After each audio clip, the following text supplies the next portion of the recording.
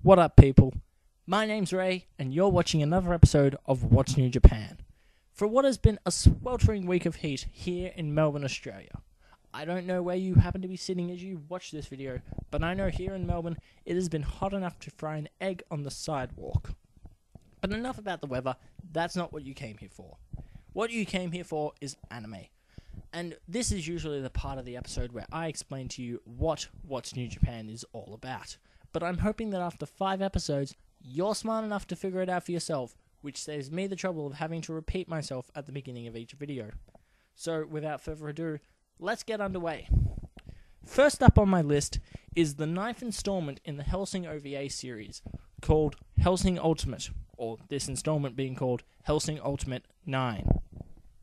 Now, chances are, if you're involved in the anime community at all, you've been at least exposed to Helsing a little bit, whether it's seeing the characters being cosplayed at conventions or actually reading the manga / watching the series / watching the OVAs. But for those of you who don't know what I'm talking about, allow me to give a brief rundown. So there are evil vampires who are attacking humans, and we'd rather that they don't attack humans. So a secret organization from England with a vampire under their command go to stop the evil vampires, and the Vatican gets involved, and there are people from Texas involved, and there are Nazis involved, and there was a 70-inch flat-screen plasma TV involved, and basically they all duke it out in a big firefight. So yeah, bang, bang, boom, headshot. So, Helsing 9 is basically more or less more of that. And I'm not complaining. It's a tried and tested formula, and they managed to mix it up quite a lot.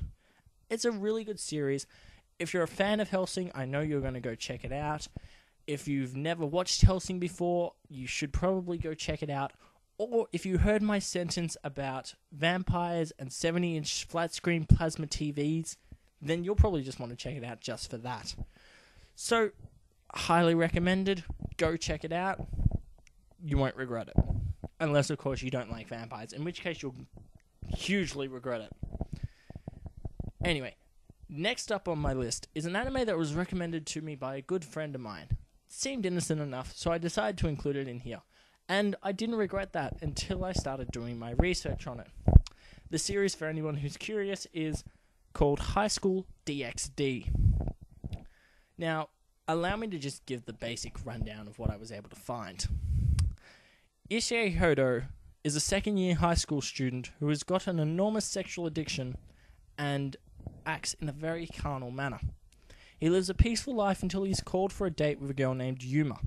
At the conclusion of the date, Hyodo is brought to a local park, and Yuma asks him if he wants to know what her wish is. Under the impression that he's about to receive a kiss from the girl, Hyodo is shocked when Yuma whispers the words, "Can you die for me?" and transforms into a fallen angel. Hyodo is then brutally attacked and killed by Yuma. Now, I'm going to pause here because I'm pretty sure I heard the sound of at least one brain breaking by trying to follow what I just said. But trust me, they're not just going to kill off the main character and continue the series without him. I mean, this isn't the Aeon Flux animated series. So what happens next is Hyodo wakes up the next morning believing that the events that just occurred were all just a dream. Immediately afterwards, he notices a third-year student from his own high school naked in his room. She reveals her identity as Rias, and it turns out that she's a devil. And she claims that she is reincarnated Hyodo as a devil that's going to serve as an underling to her and her family. So, as you can see, it's meant for a more mature audience than most animes that people are used to watching. And I'm not going to stand here and go, little kids should check this out.